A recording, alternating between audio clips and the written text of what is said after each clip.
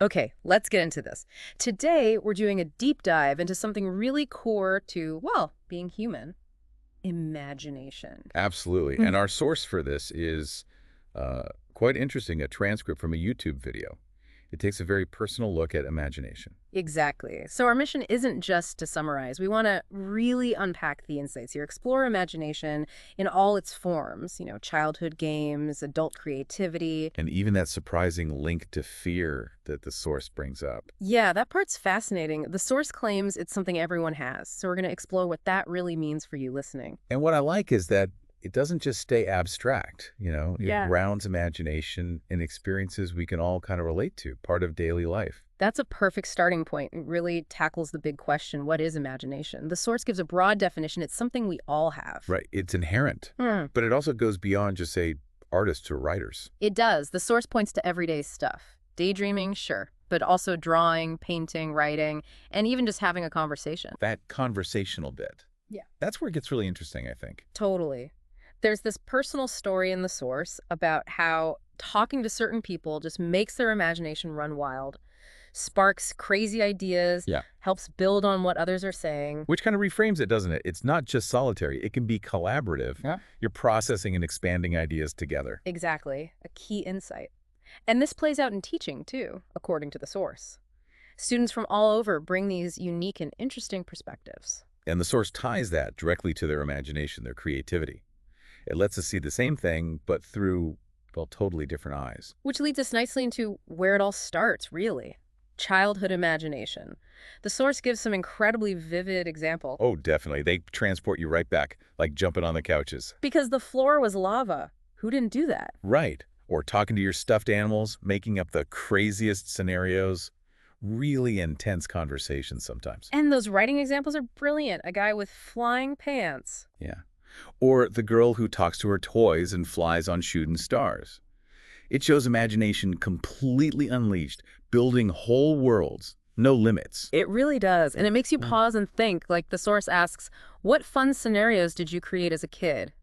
Those weren't just games, were they? No, they were active imagination at work, building things in your head. And that intense childhood play feeds right into a question the source asks: is imagination more important as a kid or as an adult? The source leans pretty heavily towards childhood on this one. Yeah, and the reasoning is specific, isn't it? It's about practice. Exactly. Dealing with imaginary problems as a kid is seen as essential practice for developing creative problem solving. Skills you'll need later for real stressful or difficult situations, huh? So fighting pretend dragons helps you tackle real challenges later. That's the idea.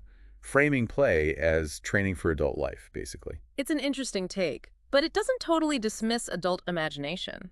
Oh, not at all. Yeah. Stresses it's still important. We're creative creatures, apparently, and we need that outlet or source to express it. It just changes form. Right, the outlets become things like videos, drawing, writing, building things. The need persists, even if the expression looks different. Which takes us to the bigger picture. The power of imagination in life, in careers. The source calls it very powerful. Suggesting it can literally change how we see the world, and maybe even how we want to see it. That's a big claim. It is, and it highlights its role across different fields: business, science, and art. Art is obvious, maybe, but business, science, how does that work? Well, the source uses their own career examples, which helps. Using imagination to make lessons engaging and creative. That's practical application. Okay, yeah, making information stick. Or creating intriguing questions. Yes. Challenging students on the spot with crazy imaginary questions. That's using imagination to provoke thought, right? Yeah. To make learning dynamic. Got it. It's not just about dreaming things up, it's about applying that imaginative ability to connect, to teach, to challenge. Precisely.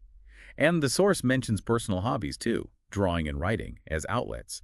Reinforces that it's a fundamental need. It really shows it's not some isolated skill. It's woven into work, learning, personal life. Okay, but then there's this twist: imagination and fear. Yeah, this was unexpected, but the link they draw is compelling. Imagination and fear work together. There's that childhood anecdote about being scared of the dark. It wasn't just darkness. No, it was letting the mind wander into the darkness, starting to see things, the mind getting lost, imagination conjuring the scariest situations. And running to sleep with a sibling, that makes it so real, that childhood terror. hmm And the source connects that active imagination directly to why kids might be a lot more fearful than adults. Because adults see things for what they are, while a kid's imagination just runs wild. That's the explanation offered. The adult brain filters possibilities based on reality, perhaps. The child's mind, less constrained, can create the monsters more easily. So the same mental engine creating flying pants. Also creates the things lurking in the shadows, Yeah.